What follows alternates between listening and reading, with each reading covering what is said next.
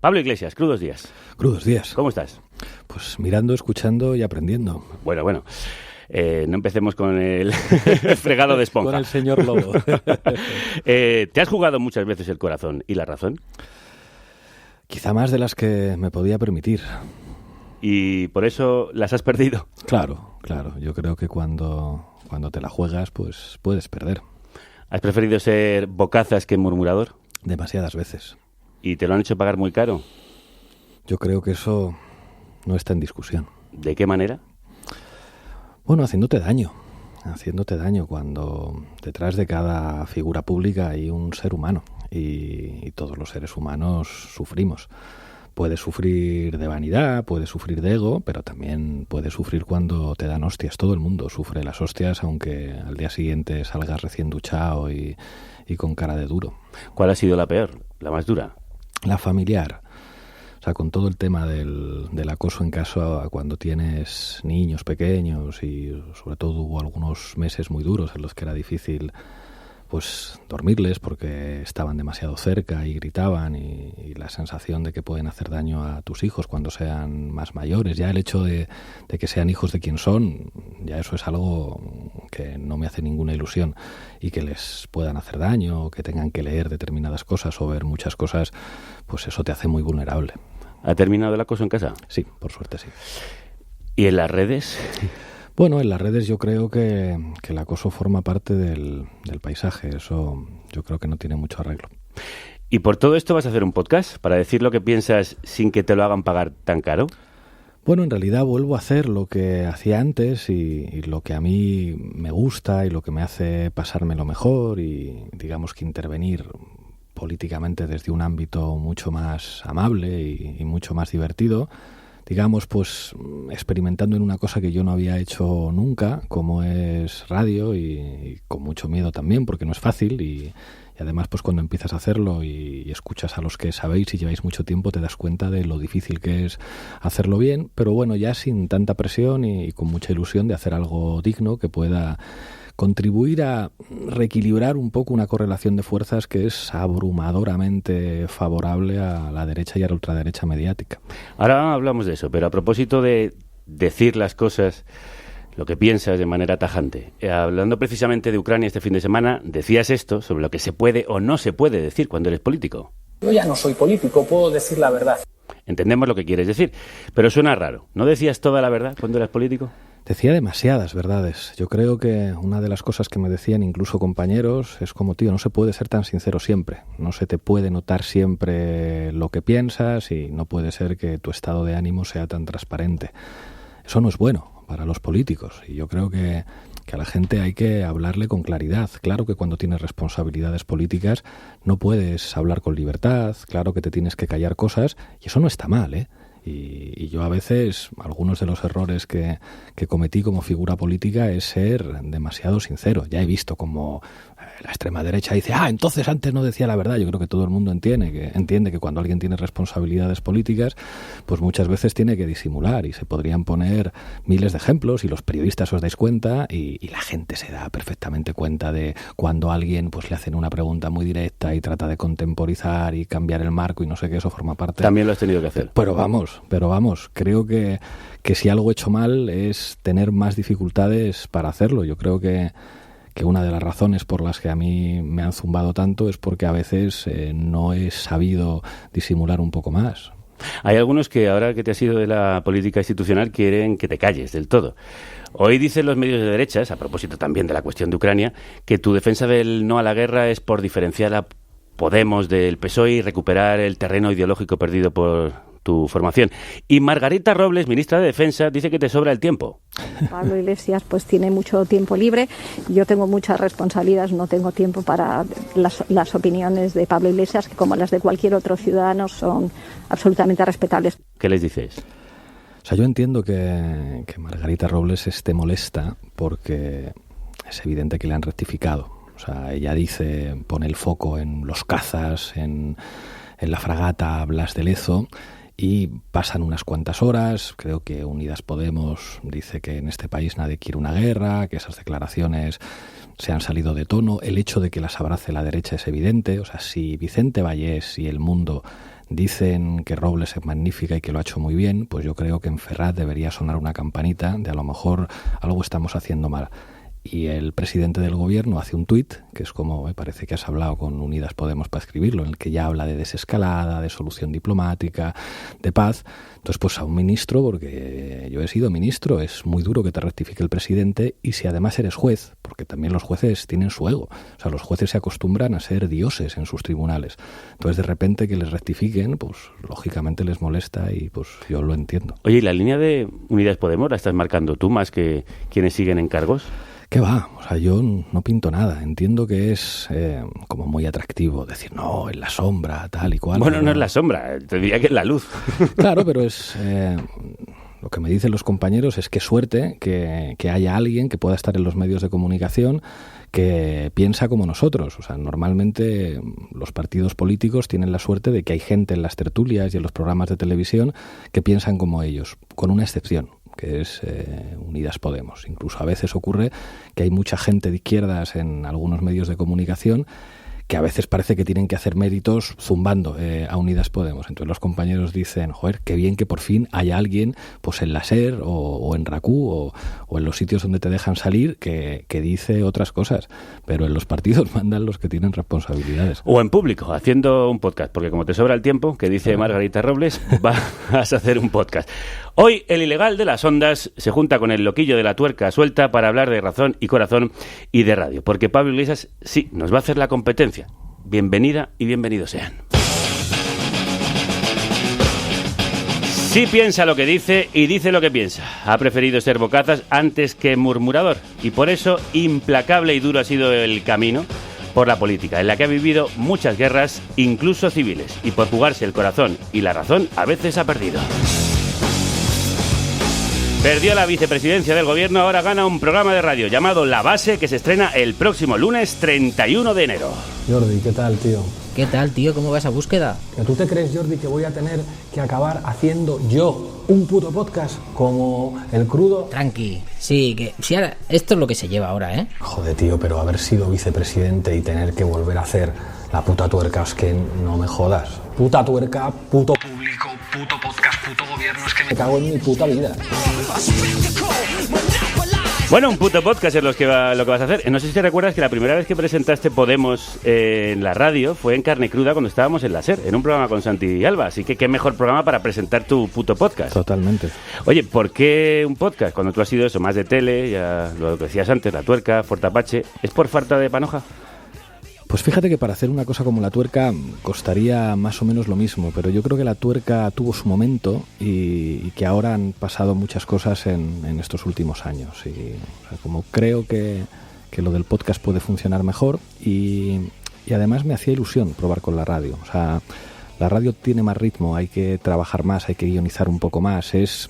Digamos, todo depende de la voz, aunque después se graba en vídeo. Además, yo creo que cuando las cosas se graban en vídeo hay unas exigencias estéticas y de producción que en la radio no tanto. O sea, me daba la impresión de que en radio se podía competir un poco mejor con el enemigo que haciendo un formato de tele más amateur.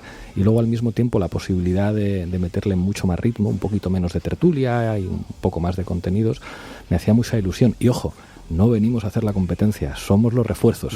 Modestos, pero los refuerzos. Bueno, me parece muy bien esa puntualización.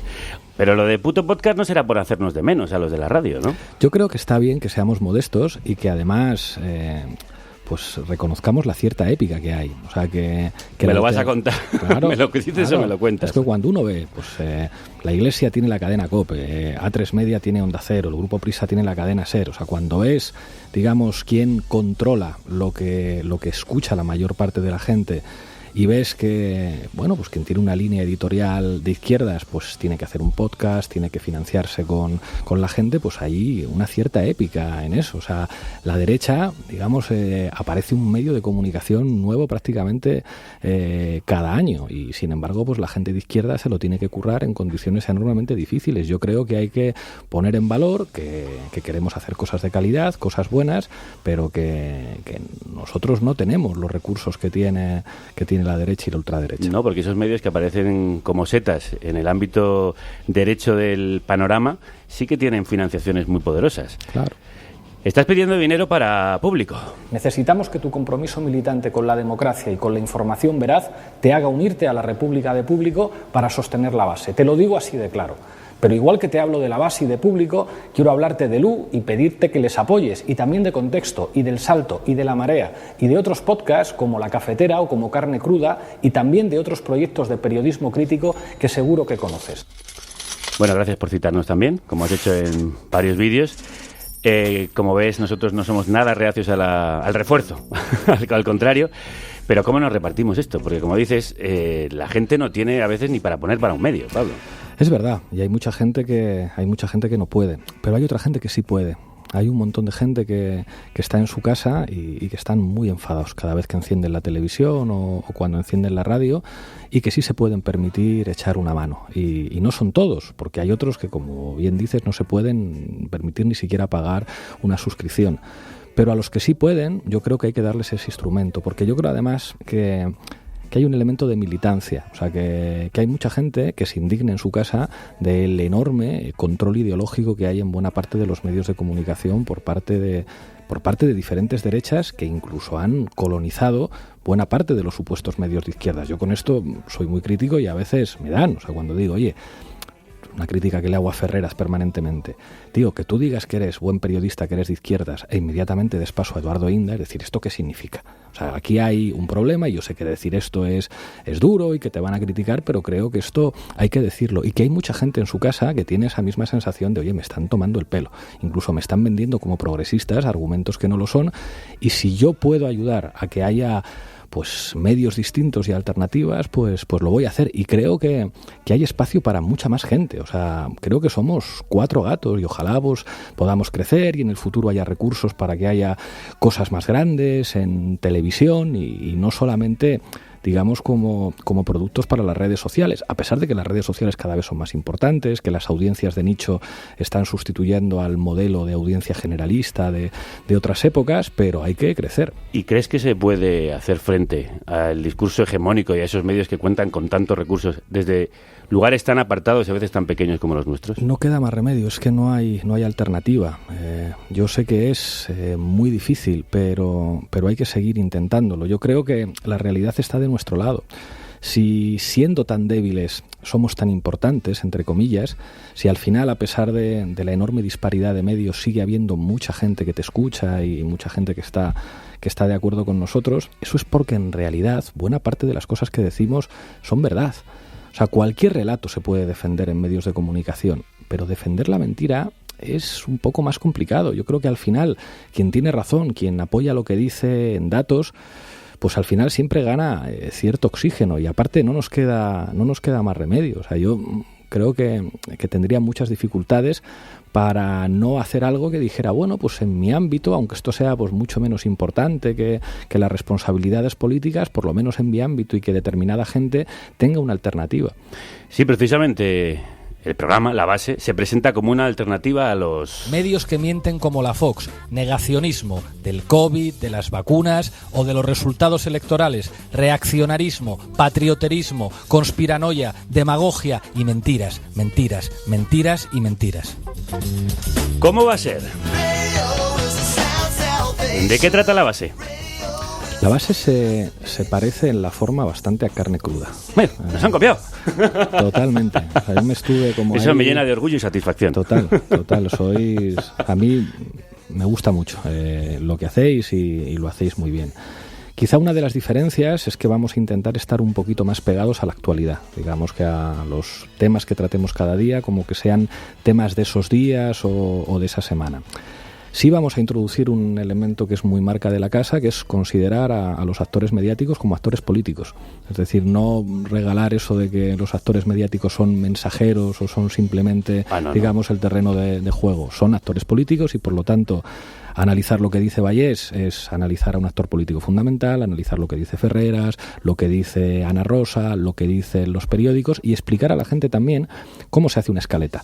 Es decir, otro día, por ejemplo, en un piloto que hacíamos, Manu Levín, que va a llevar una sección, explicaba con mucha inteligencia un monólogo de... O sea, vais a destripar los medios, eso. Vais a hacer una verdadera carnicería de los medios. Bueno, pero de ganadería extensiva, es decir, todo todo ecológico y sin hacinar a nadie. Entonces, Levin explicaba muy bien cómo Vallès, en un monólogo, contraponía a Putin con Occidente. Es como podría haber dicho Rusia y Estados Unidos, pero no, decía Putin, y detrás había una foto de Putin malvado, y subsumía los intereses de Europa en Occidente. Entonces, Levin decía, bueno, esto puede ser muy legítimo, pero que todo el mundo lo entienda. Lo que está haciendo es contraponer la figura de un autócrata contra Occidente. Y eso que es Occidente, que no se sabe muy bien... Una cosa muy bonita entre la Coca-Cola y Nike, ¿no? Efectivamente. Entonces yo creo que explicar eso está muy bien y explicar cómo funcionan los temas, los marcos y los mensajes en los medios, porque yo creo que una cierta educación mediática es una necesidad democrática. O sea, ¿los medios manipulan? Por supuesto que sí. Tener instrumentos para comprender cuándo se da esa manipulación y por qué, yo creo que es una cosa buenísima. ¿Y esa va a ser la base de la base, valga la redundancia, pedagogía mediática y periodística? Esa va a ser una de las secciones y además es una sección que tiene que estar muy bien apoyada en datos. O sea, para nosotros hay una cosa que es clave. Si a nosotros nos pillan diciendo algo que no es correcto, nos van a reventar. Por lo tanto, tenemos que ser absolutamente rigurosos. Cada dato que se dé, cada información que se dé, tiene que estar completamente contrastada, porque eso es lo que nos puede dar la legitimidad, pues, de decir que otros te están mintiendo y que te están contando una cosa que no se corresponde con los hechos. Esa va a ser una de las secciones, pero luego va a haber colaboradores, con algunas secciones que se van a acercar al humor, otras que se van a acercar a la información. Vamos a tener un colaborador que va a hacer una información semanal sobre América Latina, que es algo que nos interesa mucho. Una sección que va a llevar Sara Serrano específicamente de datos, digamos, de ilustrar cada tema con una serie de datos que permitan, digamos, anclar en hechos y anclar en tierra las afirmaciones que estamos haciendo. Pues en esas estamos. ¿Corréis el riesgo de ser un medio de partido, de Unidas Podemos? El medio va a ser siempre partisano. Yo creo que cada vez que alguien dice yo no tengo ideología y no sé qué, claro que es un medio con línea editorial, pero que eso esté vinculado a una línea de partido concreta, eso nos parecería un error, incluso para los diferentes partidos de izquierdas. Pues ¿Pero puede haber crítica de Pablo Iglesias a Unidas Podemos desde la base? En el caso mío, yo creo que tengo que ser muy prudente. O sea, creo que si yo hablo y digo algo pues crítico con Yolanda, con Ione, con cualquier persona del espacio de Unidas Podemos, se puede entender que hay un exsecretario general y yo creo que eso, ahí tengo que ser cuidadoso, pero al mismo tiempo, pues ¿cómo no va a ser la izquierda y los partidos de izquierda objeto de críticas? Yo creo que eso además ayuda, que eso es una cosa buena, sin ocultar que hay una línea, y yo creo que muchas veces los partidos no entienden que no hacen falta radios de partido y no hacen falta, digamos, como medios que sean órgano de expresión de lo que diga una dirección política, sino medios que cumplen su función y que pueden compartir una serie de valores y una serie de objetivos, pero que juegan en un terreno diferente. La derecha mediática no pide permiso a la calle Ferraz o a la calle Génova para diseñar sus escaletas, y sin embargo pueden compartir objetivos y valores. Hablemos de ella, de la derecha mediática. Como seriéfilo que eres, hemos querido ambientar esta entrevista con algunas series. A la voz más alta. Nosotros hemos creado eso, Joe. No seguimos las noticias, creamos las noticias. Echa un vistazo a esta sala. Esta gente nos mantiene en antena y se hacen millonarios con ello.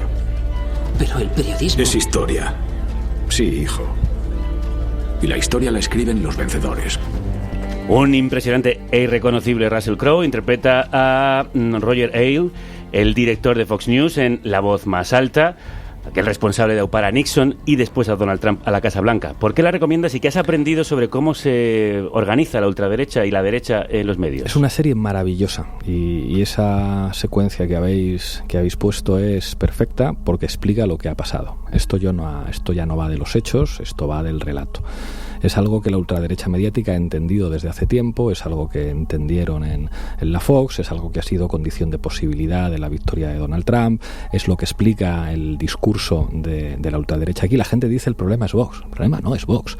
El problema es que el digital con más tertulianos en las televisiones en España es OK Diario. Ese es el problema. Es que ha habido una serie de discursos mediáticos, ojo, fundamentados en hechos alternativos, en falsedades, que han terminado por definir los marcos de sentido y los mensajes en los medios de comunicación. Esto lo inventaron los estadounidenses y eso es lo que explica pues, que figuras como Donald Trump estén donde estén, pero eso lo estamos viviendo aquí y no es un problema de partidos, es un problema de esa guerra cultural que se da en los medios y de una suerte de intereses empresariales que protegen pues una serie de figuras que ya no respetan las reglas básicas. Es legítimo que alguien sea de derechas, es legítimo que alguien sea reaccionario y conservador y haga una interpretación de los hechos con sus valores. Lo que no es legítimo es alterar los hechos. Lo que ocurrió con Garzón, a mí cada vez que alguien dice la polémica de Garzón, no decir la polémica de Garzón es estar contribuyendo a un bulo. Era mentira, no había ninguna polémica. Se hizo un titular falso y por lo tanto usted no puede decir, no, yo estoy informando de lo que dicen unos y lo que dicen otros. Esto en alguna tertulia lo trataba de explicar. Es como si yo digo, Crudo, ¿qué tienes que decir de esa situación de acoso sexual que te afectó? Y tú ya dices, se lo dijiste a Margallo. Esto es, entonces como empezamos a hablar de esto y entonces ya hay un periódico que dice, respuesta de Crudo, desmiente, pero hay otros que dicen, es como, ya, eso no puede ser. Pero ¿cómo le hacemos frente? Porque al contrario de lo que dice el refrán, la mentira tiene las patas muy largas en los medios de comunicación, mucho más parece que la verdad. Pues dedicando ese tiempo libre que tenemos a responder y a trabajar y a explicarlos, porque es que no queda otra. O sea, no nos podemos quedar parados. Y hay veces que se gana. En lo de Garzón se ha ganado. Esa vez yo creo que no nos quedamos callados nadie. Yo recuerdo, o sea, como vivir en la SER una situación de tensión y decir, bueno, pero es que ha funcionado porque la gente lo escucha y de repente has explicado que esto no era una polémica, que era un bulo. Y cuando le explicas al del Partido Socialista, oye, lo que ha hecho el presidente es un error gravísimo. Esto es como si Yolanda Díaz dijera que no se mete en la polémica de la tesis de Pedro Sánchez. Eso es un bulo. Y cuando lo explicas y cuando sale todo el mundo, por lo menos en este caso en las redes sociales, se le da la vuelta a la mentira y cuando aparecen las encuestas te dicen que la mayor parte de los españoles están de acuerdo con Garzón, que tenía toda la razón en lo que dijo sobre las macrogranjas. ¿Y estás de acuerdo con el periodista y amigo Pedro Ballín en que esto no ocurre solo en los medios de derecha o ultraderecha? ¿También a veces los progresistas han contribuido al auge del populismo de extrema derecha? Los que más, y yo no diría al populismo de extrema derecha, diría a la mentira, que es la base fundamental que sostiene determinados discursos ultras. Cuando ponía antes el ejemplo de Ferreras, cuando alguien que dice yo soy progresista, yo soy socialdemócrata, yo reivindico un periodismo de investigación, conectamos con Eduardo Inda, eso es estar abriendo la puerta a la mentira sobre la que se sostiene la ultraderecha, porque Inda es un mentiroso profesional, no es un periodista de derechas que tiene otras ideas, es un mentiroso. Pero además no solo eso, una cosa que es muy interesante que decía Pedro Ballín, es que si los anuncios de ciertas empresas, efectivamente, de seguridad, están alentando la idea de que hay una invasión de inmigrantes que te ocupan la casa cuando vas a comprar tabaco, claro, eso también es una forma de crear un bulo. Absolutamente. O sea, es como lo lógico es que ahora hubiera un anuncio de Securitas Direct para prever que no entraran curas a inmatricular tu vivienda cuando te vas a comprar el pan. Y esto sería más verdad cuando vemos lo que han representado las inmatriculaciones. Pero claro que debería haber una serie de controles éticos que es como, oiga, usted para hacer propaganda de su empresa de seguridad en el país más seguro de Europa, que ahí están los datos, no puede usted meter miedo a la gente dándoles a entender que si salen a comprar el pan, de repente van a volver y va a haber menas de extrema izquierda ocupándoles la casa. Bueno, Pablo, hasta aquí todo bien. Bienvenido al podcast, a la radio, compañero, a este camarote de los hermanos Marx, donde caben 2, caben 3. Y también 2 huevos duros. En lugar de 2, pon 3. Nosotros es que también somos marxistas por el lado del humor, ya sabes. Pero, en fin, como ya has visto en las redes, he pensado que esta es una oportunidad de que tú y yo intercambiemos papeles. Me gusta, me gusta. Crudos días a todas y todos. Pablo Iglesias, el artista antes conocido como el Coletas, después el Moños, va a hacer un puto podcast. En serio, Pablo, hacía falta, pero sí hay más podcasts que partidos de izquierdas. No obstante, acepto el guante que me lanza. Que él me sustituya como podcaster, que yo me presento a vicepresidente, que es lo que he querido hacer siempre. Vicepresidente gallego.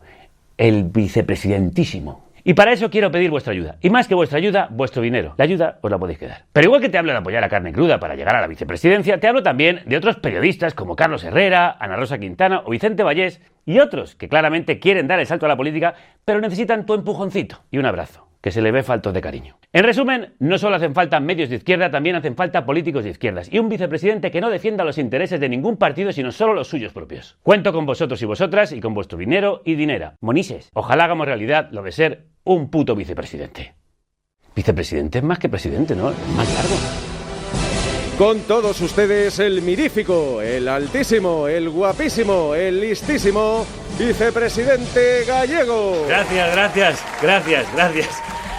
Yo lo veo, yo lo veo. No sé si tú lo ves. Yo te veo Totalmente. Bueno, pues estoy decidido, así que necesito tu ayuda. Necesito un curso acelerado de vicepresidencia para principiantes.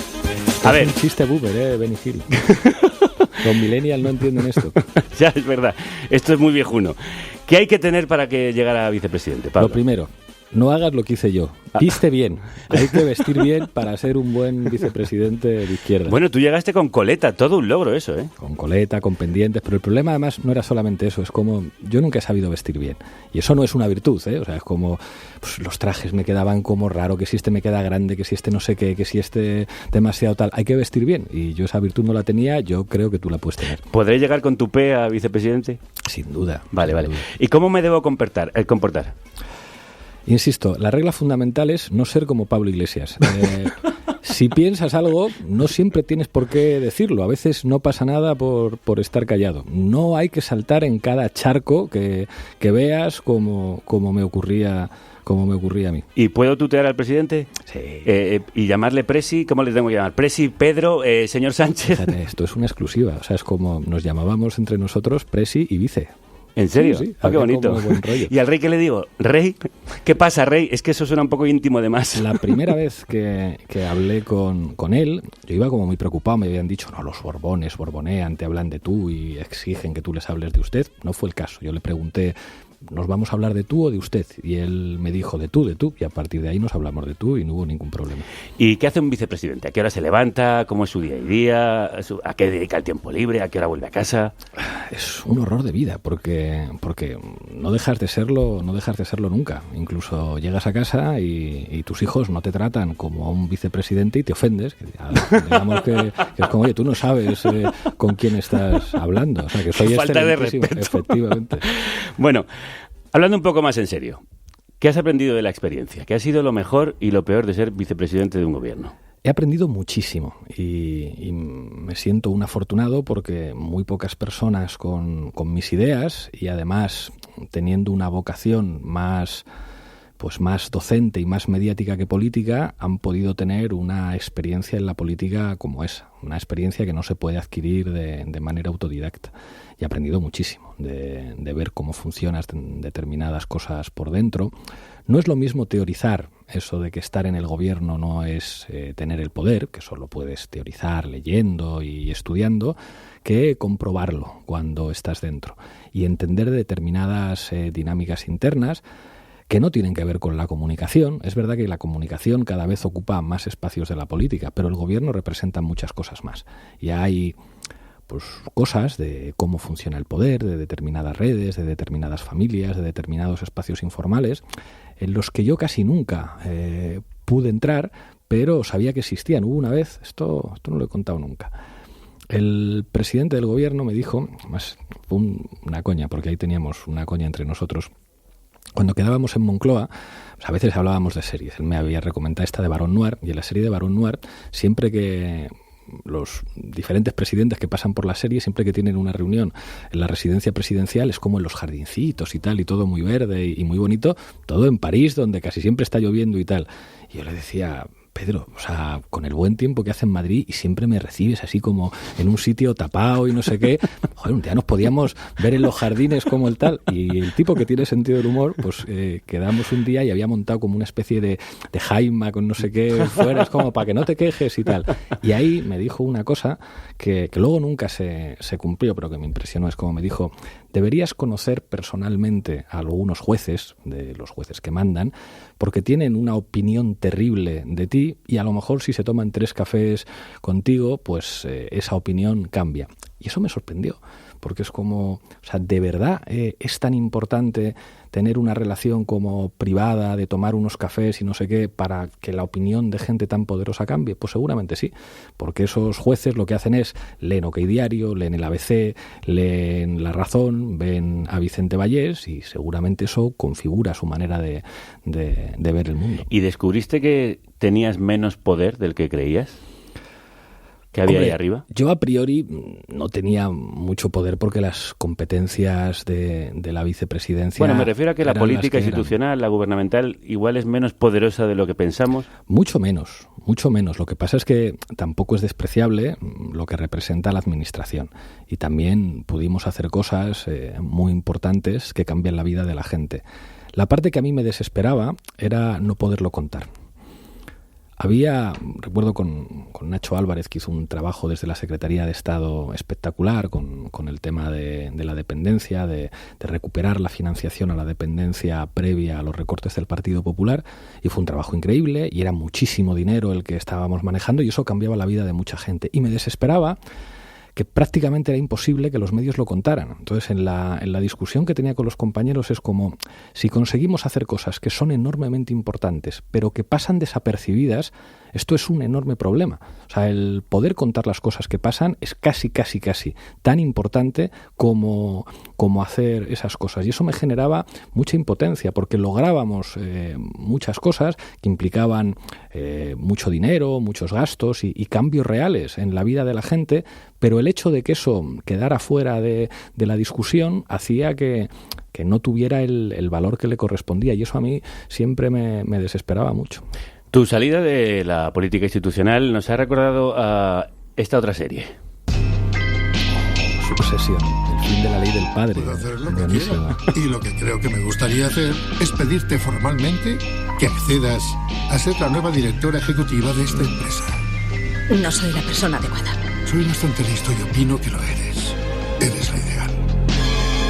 Eso es, Succession, protagonizada por una familia podrida de dinero y podrida por dentro, los Roy, que se destrozan a cuchilladas para controlar el imperio mediático de su patriarca. ¿Tuviste alguna conversación similar a esta que hemos escuchado con Yolanda Díaz?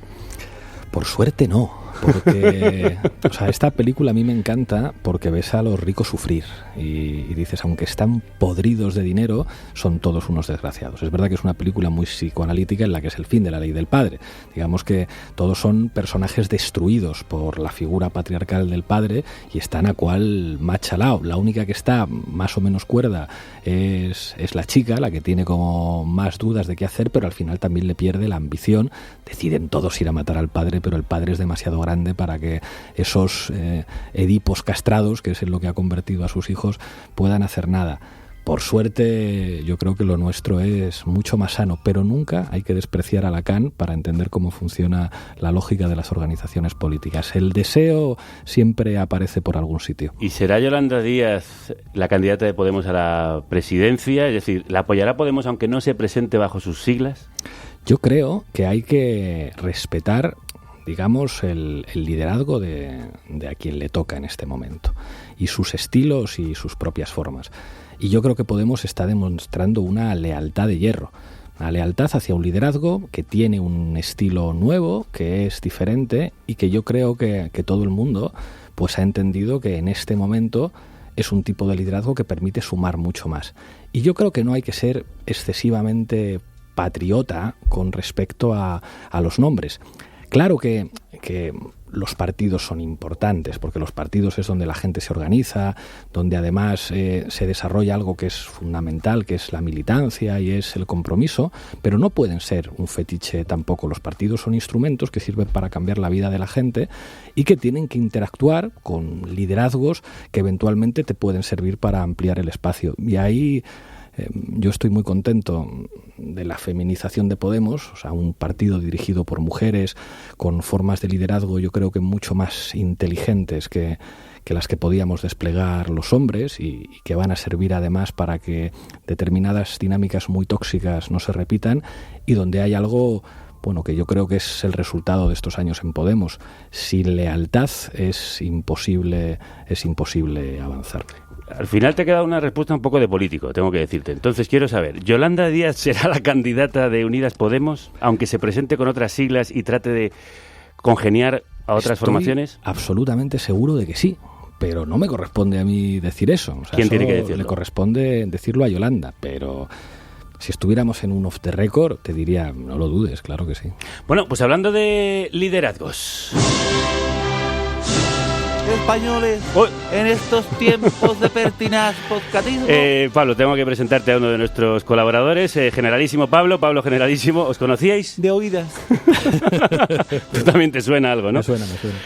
Yo la verdad es que me siento muy identificado con Pablísimo. Los dos fuimos líderes carismáticos.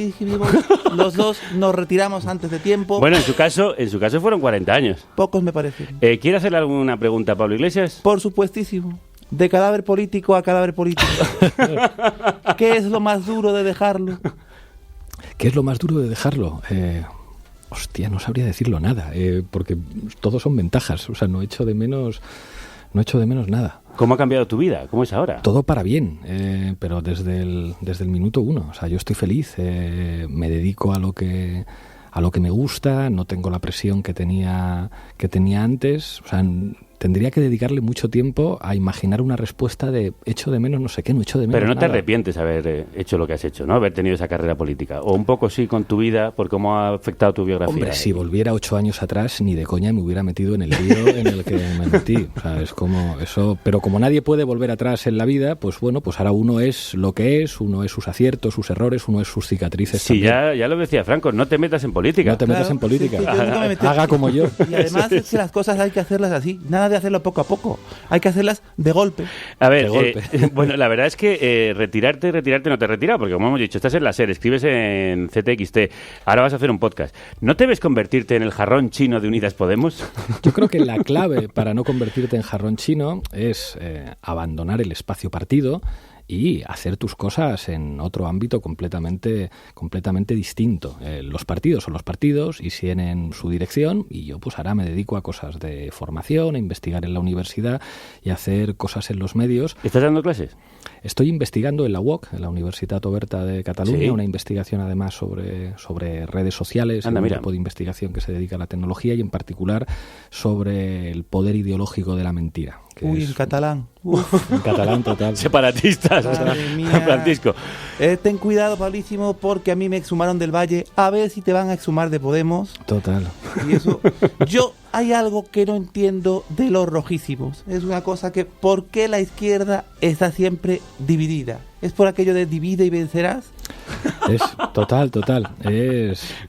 Yo creo que es algo que debería hacernos sentar en el diván. Eso sí que es lacaniano. Totalmente. Yo no tengo ese problema, partido único. Efectivamente. Ahí no hay jaleo, ¿no? No hay jaleos. Es que, se corta de raíz. Es esa manía de ser más demócrata que nadie. Un nombre, un voto, un partido. Es que se lleva todo. Es el problema de... Mucho más fácil. Yo no soy ni de izquierda ni de izquierda ni de derechas. Yo soy facha. Así. Bueno, os dejo que tengo que escuchar un podcast que ha sacado nuevo Ana Rosa en Telecinco. Anda. Arriba yo. Y más arriba Carrero Blanco, sí.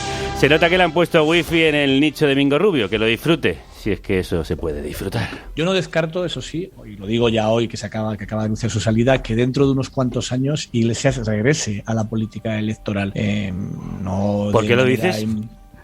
Porque le conozco. Porque le conozco. Y porque igual que le conoces tú, igual que le conocemos muchos. Esto decía Nacho Escolar, director de nuestro medio asociado, eldiario.es, en este programa al día siguiente de tu marcha. ¿Te cortaste la coleta para siempre o volverás? Nacho casi siempre dice la verdad, pero en este caso mentía precisamente porque me conoce. Y Nacho sabe qué es lo que a mí me gusta de verdad. Y lo que a mí me gusta es lo que estoy haciendo ahora. Y además hay algo que ya es un antes y un después, y es...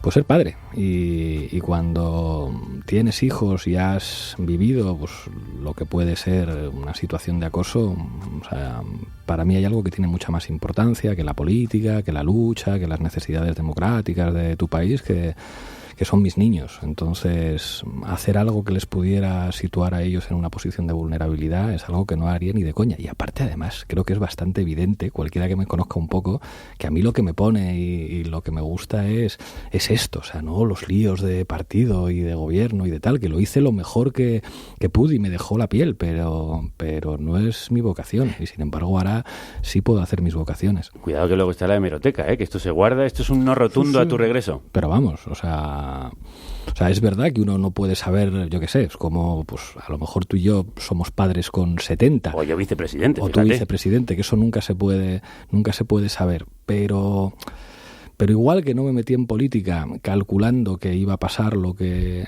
ocurrió, creo que ya a mi edad tengo muy claro desde dónde quiero hacer política, y desde dónde quiero hacerla pues es desde donde la hago, que es un lugar pues más pequeño, más modesto, mucho más divertido y que me hace mucho más feliz. ¿En tu marcha de la política institucional sientes que tuviste alguna responsabilidad, que cometiste algún error? Muchísimos errores, muchísimos. Y cualquiera que haya estado en política un tiempo y diga yo no he cometido errores, creo que se equivoca. ¿Cuál ha sido el peor? El más grave, el no haber sido capaz de gestionar mejor las luchas internas, que es algo que nos reventó humanamente a muchos, que nos reventó de cara a mucha gente, que trasladó, o sea, como que permitió a nuestros enemigos utilizar nuestras peleas para hacernos daño. Es verdad que no hay una receta universal para hacerlo mejor, pero lo que yo he dicho siempre a las compañeras que se han quedado al mando es como es mejor, compañeras, equivocaros juntas que acertar por separado, y creo que la lealtad para gente tan atacada, tan señalada, tan odiada por nosotros es condición de posibilidad de avanzar. Sin eso es muy difícil. ¿Y has podido restañar alguna de esas heridas? ¿Te has vuelto a acercar a Íñigo, por ejemplo? No, y precisamente yo creo que lo fundamental para poder tener una relación cordial es separar lo personal. Es muy difícil hacer política y pelearte con gente que han sido tus amigos y a los que has querido muchísimo, y creo que en esto hay que ser práctico y decir, bueno, no hay por qué ser amigo de todo el mundo, y precisamente para poder tener una relación política razonable hay que dejar lo personal a un lado y entender pues que hay intereses colectivos que tienen que estar por encima de lo que cada uno represente. Bueno, pues Pablo, muchísima suerte, compañero, en las ondas y en el podcast, con La Base, que se podrá escuchar desde la próxima semana, de lunes a jueves a las 6 de la tarde en público.es. Habéis elegido muy bien el horario. Empieza Fernando a las 8, nosotros a las 10, y luego la tarde se completa con vosotras. Son los refuerzos. Ahora la trinchera está disparando a todas horas. Pues mucha suerte, de verdad, compañero. Gracias. Y recordad, como dicen los Defcon 2... Aunque ahora que se ha retirado de la política institucional, pues ha dejado a la derecha huérfana. ¿A quién van a culpar ahora? Al nuevo vicepresidente. ¡Votad! Vicepresidente gallego. Gracias, Pablo. Muchas gracias, Javier.